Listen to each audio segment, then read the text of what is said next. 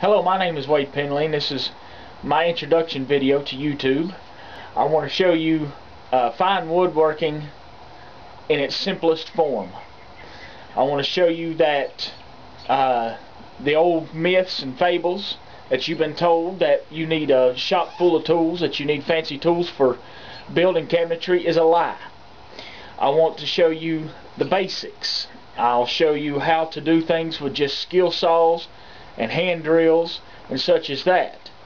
I know that any carpenter out there that builds houses or porches or decks or anything like that will have these tools in his toolbox. I'm a carpenter myself, and that's why I want to show you these things. With today's economy the way it is, your tools are probably sitting in their box more than they're getting used. So I want to show you a way that you can keep using those tools, make beautiful things for your own home, and possibly even for a little bit of profit on the side. You've heard the term starving artist. Well, I'm going to introduce you to the new life of a starving woodworker.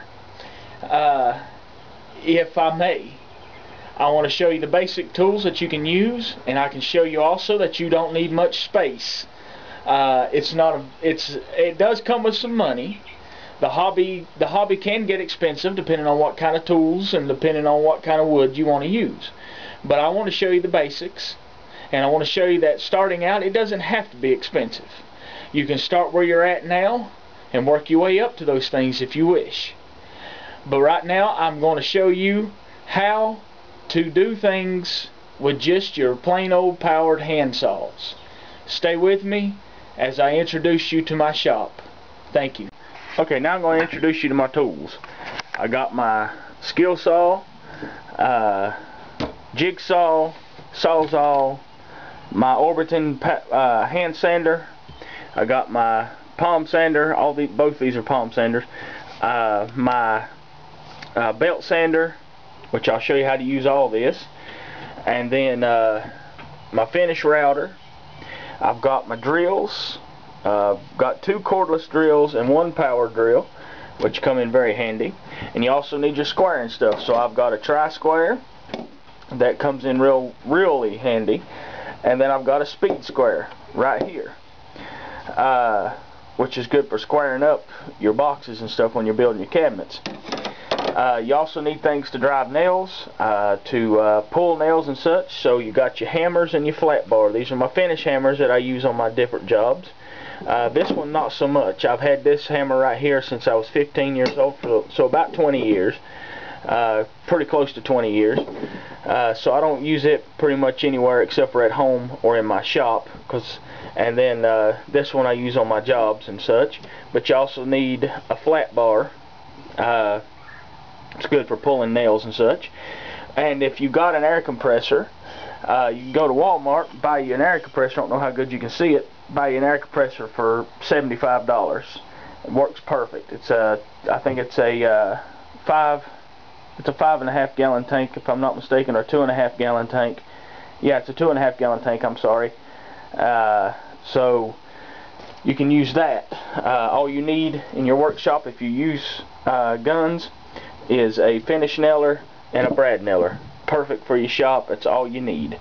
And another tool that comes in real handy is this 3¼ inch power planer. It's perfect for your job. But I think my most favorite tool is this miter box. As you can see, I've got a powered miter saw over there, or a chop saw, whatever you choose to call it. But my favorite one is this. It's a little bit slower than the powered saw, but it works. It cuts real fine, and I'm very satisfied with it. Home Depot, $12 or $14. Perfect. And when it wears out, you're not losing much money. You throw that in the dump or in the trash can, and you get you another one. The saw will outlast the box, and you can even make your own boxes if you so choose. And that's my tools, or some of my tools, and I'll show you around the shop in the next clip. My building's a 10-foot by 10-foot building. If you're a small woodworker, say you're a bachelor, and you're living off on your own and you have a spare bedroom, you can turn your spare bedroom into a workshop, just using the tools that I showed you previously. If you're married or whatever, you can build you a small building, or you can use parts of your basement. Like I said, it's very simple, and you can also do very beautiful woodwork.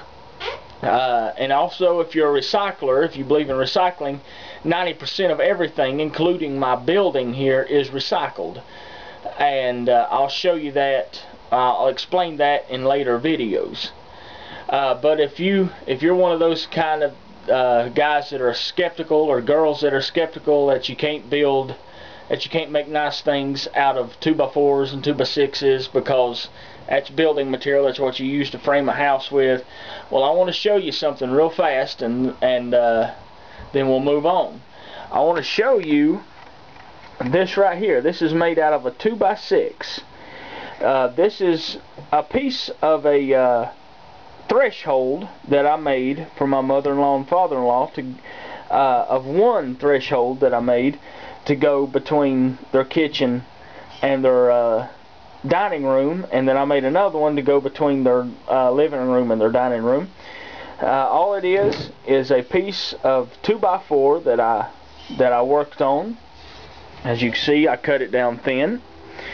I cut it down, and then I sanded it to a fine finish. I stained it with a red oak stain, covered it with a semi-gloss polyurethane, and waxed it. On the bottom, I put a coat, about 3 or 4 coats of polyurethane to seal the bottom of it against moisture coming up from their basement. So don't tell me that you can't make nice things out of recycled materials, because I don't believe it. Because this is, I am, just like I said at the beginning of this video, a starving woodworker. So this is what I made, and I hope that you enjoy it, and I hope that over the next series of videos that I make, that you learn something, and that you see that you can actually use your powered hand tools, carpenter tools, to do nice work. And I'll see you in the next video. Thank you, and God bless.